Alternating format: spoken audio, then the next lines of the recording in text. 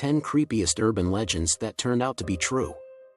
You've probably heard that all myths are based on actual events.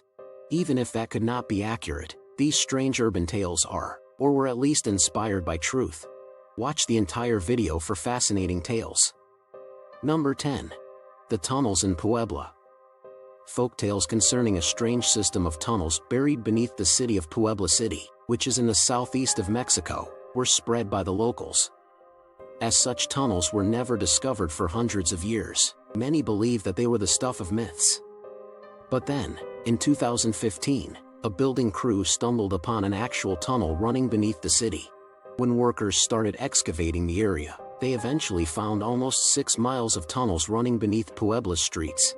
The tunnels, which are thought to have been built between the 16th and 19th centuries, have been made available to the public as a tourist attraction. But some sites are off limits that no one will ever be permitted to enter. Number 9. The Alice Murdered. One of the most well-known and recent urban legends in Japan is the tale of Alice killings. The mythology centers on a string of murders that allegedly took place between 1999 and 2005. The homicides appeared to have nothing to do with one another, and the victims had no connection to one another, but they were hauntingly similar. Each body had a single playing card with the word Alice scrawled in the blood next to it, even down to the names and gory details of the murder victims. These killings' characteristics are remarkably consistent for an unproven urban legend. The internet is probably to blame for both the consistency and popularity of this folklore. Yet, there is no proof that any of these murders place, and it is widely disputed whether they did or not. But the truth is that there was a serial killer who tied playing cards to his homicides. He did, however, work in Spain, not Japan. Fortunately, the playing card killer was apprehended in 2003 and given a 142-year prison term. Number 8. The Staten Islander Cropsey. This spooky story claimed that Cropsey was hiding beneath the closed Willowbrook State School for Children. Cropsey was either an axe murderer or a terrifying boogeyman, depending on whose version of the story you read. He played a violent creeper looking for kidnapped children in both. He was also regrettably based on a real murdering creeper. His name was Andre Rand, and up to the school's closure in 1987, he worked as a janitor there. After that, he continued to reside on the school's property and is thought to be behind several kidnappings. He was found guilty of kidnapping in 1988 and again in 2004, even though this was never proven to be the case. The mystique and the reality surrounding the man are even the subjects of a documentary by the name of Cropsey.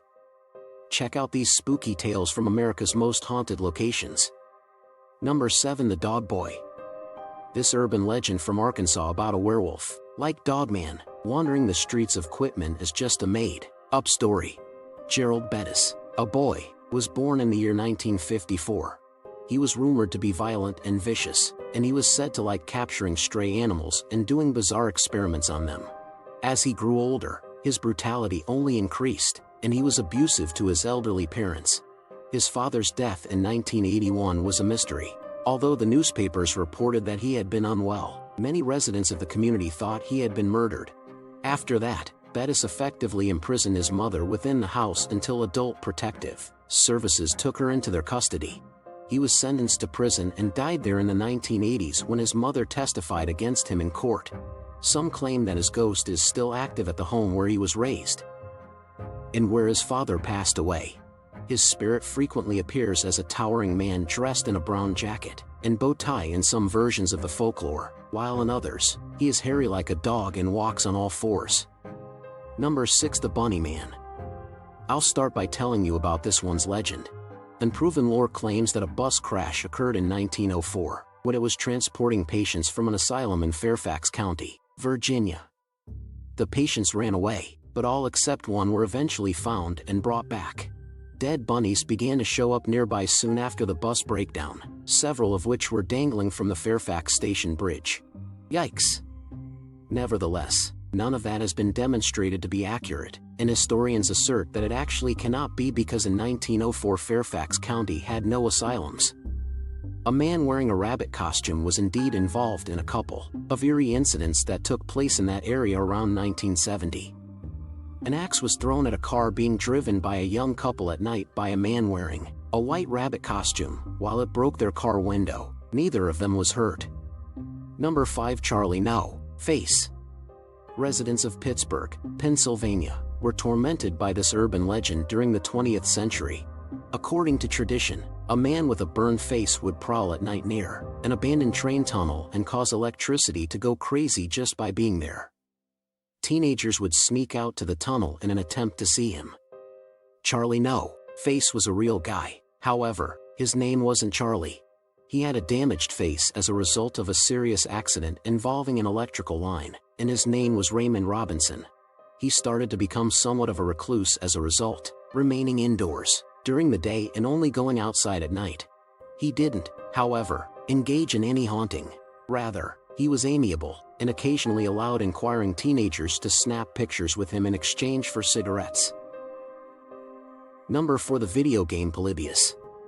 In 1981, Portland, Oregon, a video game called Polybius allegedly had a brief month-long distribution. Government officials created the game as a psychological test. It had drug-like properties and brought its users seizures and nightmares. Government representatives would visit and use the arcade machine to gather data on the players. Even though the game was very certainly not real, a few video game-related occurrences are likely what gave rise to the mythology. One such was the 1981 video game Tempest, which did give some players motion sickness and epileptic symptoms. Another stated that FBI investigators did check out an arcade at the same time because they were looking into gambling-related reports. Here are a few more conspiracies that were proven to be accurate. Number 3. Gators in the sewage systems. Although there are many cautionary tales about fully grown alligators hiding in city drains, this one is not an urban legend. Some of the more bizarre urban legends assert that, of all places, a population of alligators lives beneath the streets of New York City. There have been multiple confirmed cases of fully grown alligators living in sewers, even though this is quite unusual, especially in the southern United States. Storms and flooding can wash large alligators into the sewer system, in locations like Florida where they can be found in the wild. And in 2010, police officers did extricate a 2-foot-long baby gator from a sewer in New York City. A fully grown gator couldn't endure a winter in New York City, hence the gator colonies are untrue. Number 2. Sierra Leone and Leon's Loin. Switzerland's populace has recently started spreading rumors about an enigmatic man seen wandering through the mall's forest while donning a gas mask and camouflage. For 10 years, there was no proof of this person's existence, other than a few newspaper accounts from eyewitnesses. He didn't appear to be threatening or malicious, but he sure was unsettling, according to those testimonies. The character persisted in tradition as there was no hard proof of his existence. He started getting referred to as Loloyan or the Ghost of Malls. Yet in 2013, a bystander's snapshot of Loloyan served as evidence of his existence. A few months later, his gas mask, camouflage suit, and an enigmatic note implying that he was harmless and could no longer bear being perceived as some sort of monster turned up in the woods. Number 1. Homicidal medicine cabinets. 1992 saw the release of Candyman, which went on to become one of the spookiest movies ever made. A vengeful ghost with a hook for a hand bursts through the heroine's medicine cabinet in one of the play's most well-known moments. As if that weren't terrifying enough, an apartment may indeed be broken into through its medicine cabinet. In fact, it has happened.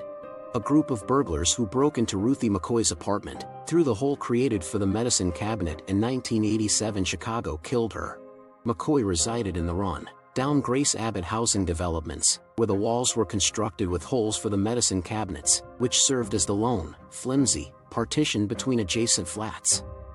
How was the video? Did you enjoy it? Post your feedback in our comment section below, and subscribe to our YouTube channel for more updates.